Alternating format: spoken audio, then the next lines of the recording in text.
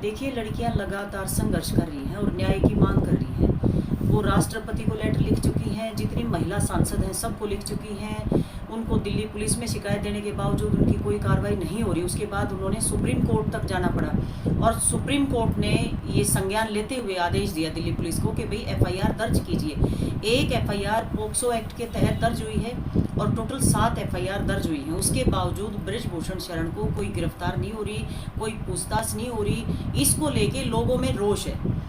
देश का झंडा, उस झंडे का मान बढ़ाने वाली बेटियों के साथ अगर ऐसा हो सकता है तो एक आम साधारण बच्ची के साथ अगर कुछ ऐसा होता है तो वो कहाँ रोएगी, किसके सामने आवाज़ उठाएगी। तो इसको लेके हर आदमी परेशान है। तो हम क्योंकि हम एक सामाजिक लोग हैं और हमें लगता है कि इस तरह के मुद्दों को तो हमें सरकार तक भी पहुंचाना चाहिए और अगर वहाँ बात नहीं बनती है तो हमें राष्ट्रपति तक भी जाना पड़ेगा। तो कल क्या रणनीति रहेगी, क्योंकि जंतर मंतर पे भी प्रदर्शन करने जाना चाहते थे आप, वहाँ भी नहीं जाने दिया।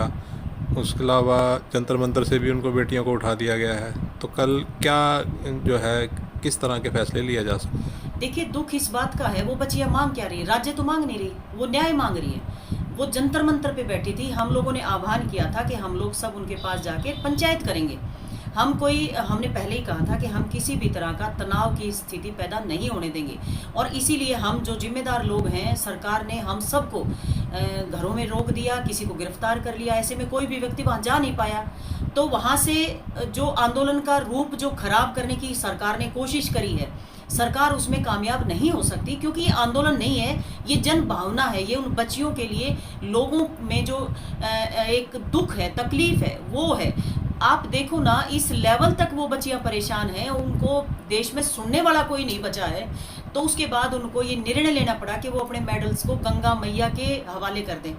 वहाँ से कुछ लोग हमारे गए और उन्होंने हाथ पैर जोड़े। हम सब ने प्रार्थना करी कि ऐसा अनर्थ मत करना। और जब उन्होंने ये निर्णय लिया और जब वो लोग जा रहे थे, तो आप सोचो कि हर देशवासी की आंखों में आंसू थे, क्योंकि वो मेडल उन बच्चियों ने 15-20 साल संघर्ष करके कमाए हैं। उन्होंने मेहनत करके कमाए हैं और हमारे देश का नाम रोशन किया उन बच्चियों ने। और उसी संस्था का अध्यक्ष ये कहता है कि ये 15 रुपये में बिक जाते हैं मेडल, या 15 रुपये में खरीदे जा सकते हैं मेडल। उस ऐसे व्यक्ति को शर्म आनी चाहिए जो ये कहते हैं कि 15 रुपये के ये मेडल हैं। 15 रुपये के मेडल के लिए 15-20 साल बच्चियों को खून पसीना एक करना पड़ता है, तब वो जाकर मेडल आते हैं। और अगर वो 15 रुपये के मेडल ही हैं, चलो उनकी बात मान लेते हैं, तो क्यों फिर वो जब ओलंपिक्स में हमारी साक्षी मेडल जीत कर आई तो पूरी सरकार वहाँ एयरपोर्ट पे भागी उनको रिसीव करने के लिए? क्यों भागे थे? 15 रुपये के लिए। तो इनको संज्ञान लेना चाहिए। सरकार जिस तरह से निष्ठुर और बिल्कुल संवाद नहीं कर रही है, संवेदना इनकी खत्म हो गई है। जिस तरह का काम सरकार कर रही है, इनको नहीं करना चाहिए, इनको बात करनी चाहिए, क्योंकि वो सम्मान देश का सम्मान है। पूरे हिंदुस्तान की किरकिरी हो रही है पूरे वर्ल्ड में। और वर्ल्ड रेसलिंग फेडरेशन ने भी संज्ञान लेते हुए कहा है कि जो दिल्ली पुलिस ने उन बच्चियों के साथ किया है वो निंदनीय है। और अगर आप लोग बाज नहीं आते हैं तो हमें हो सकता है कि इंडियन जो WFI है उसका रद्द करना पड़े। तो आप देखिए ना कि वो इस तरह से हम लोगों की किरकिरी हो रही है, लेकिन उसके बावजूद 4 कदम पे संसद का उद्घाटन होता है, कोई बात नहीं करता है।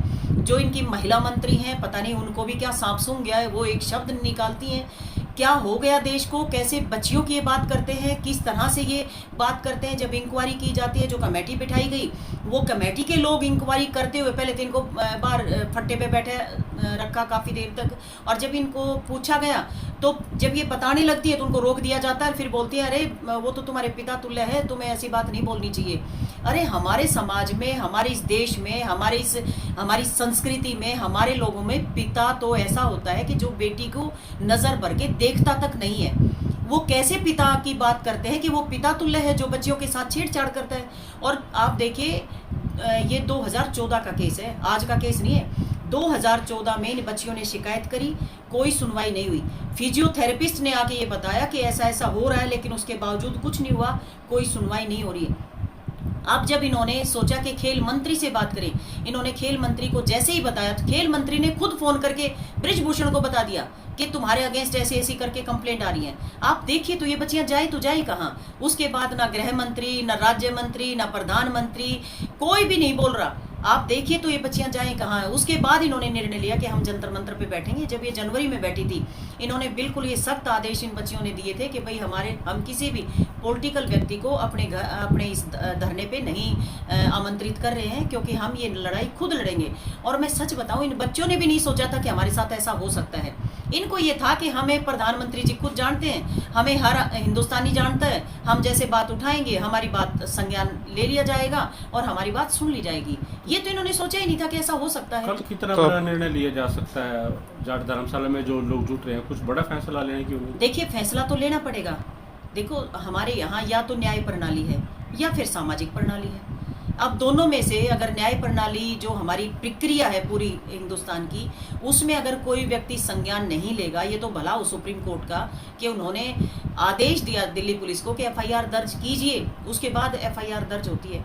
तो कल फैसला, डेफिनेटली फैसला तो लेना पड़ेगा कुछ ना कुछ। इन बच्चियों को इस तरह से शर्मसार तो नहीं होने दिया जा सकता।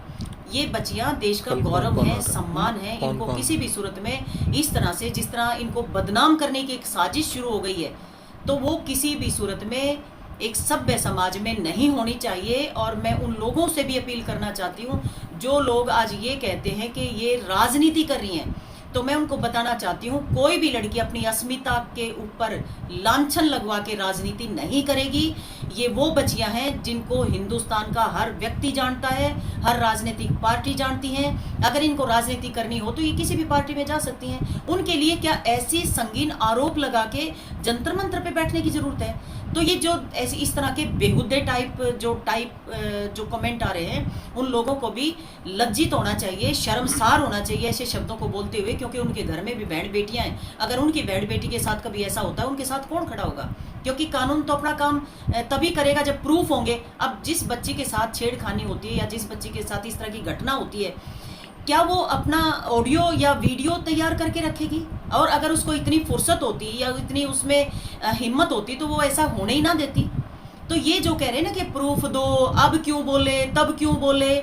मीठू में आपने देखा एक कंपेनिंग चली तो कितने सारे महिलाओं ने आगे ये बताया कि मेरे साथ भी ऐसा हुआ। देखिए, मैं एक चीज़ बताना चाहती हूँ, लड़की जब ये बात बताती है तो उसको कई रातों जागना पड़ता है, खुद से लड़ाई लड़नी पड़ती है कि मैं ये बात पब्लिक में कहूँ कि ना कहूँ, क्योंकि उसको मालूम है जैसे ही लोगों को पता लगेगा, हम ऐसे समाज में रहते हैं, लोग खुद उस लड़की को गुनहगार मान के और उसको अपनी नज़रों से गिराने के काम करते हैं, उनको मरने तक मजबूर कर देते हैं। ऐसे में क्या ये इतनी जो हमारी स्टार हैं, क्या ये बच्चियां ऐसा कदम उठा सकती हैं? ऐसी मतलब राजनीति के लिए ऐसा करेंगी? तो ये सोचने की बात है। मैं तो उन सब लोगों को भी अपील करना चाहती हूँ, इन बच्चियों को न्याय के लिए आप भी जुड़िए। तो कल कौन कौन आ सकता है? खापें कौन कौन सी पहुँचेंगी? देखिए, आज सोरम में सर्व खाप हुई थी, बहुत सारे लोग वहाँ पहुँचे हैं आज भी। और कल उनमें से भी जैसे जो लोग आज सोरम में थे वो लोग भी आएंगे, और हरियाणा और पंजाब के लोग भी मेन जो पदाधिकारी हैं वो बुला रखे हैं ताकि किसी निर्णय पे पहुँच सके। क्योंकि ये लड़ाई सड़कों पे लड़ने की लड़ाई नहीं रही।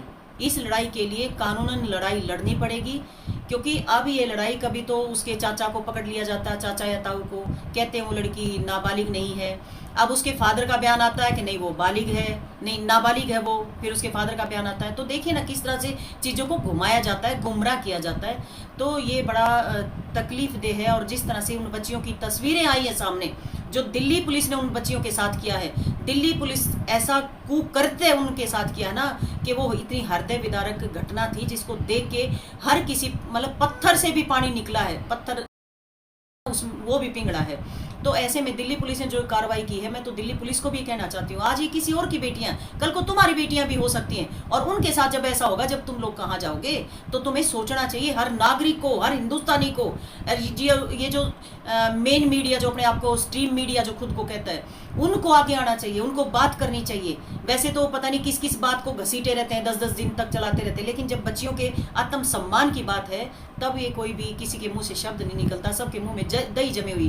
कल लेखी जी को आपने देखा होगा, सांसद है, उसके पीछे एक मीडिया वाले साथी पहुंचे कि उन्होंने पूछा कि आप क्या कहना चाहेंगी, तो दौड़ रही है, वो भाग रही हैं। और मैं तो मीडिया वालों को कहना चाहती हूँ, अगर आप लोग अगर इन लोगों से पूछोगे तो ये सब ऐसे ही भागेंगे, क्योंकि इनको पता है कि भागने के सिवाय इनके पास कोई इलाज नहीं है। तो मैं बस ये अपील करना चाहती हूँ लोगों से भी कि लोग इस मुहिम में जुड़े, इन बच्चियों का साथ दें, क्योंकि ये बच्चियाँ, ये मेडल्स केवल इन बच्चियों के नहीं हैं, इन्होंने 15-20 साल संघर्ष किया है, हमारा नाम रोशन किया है।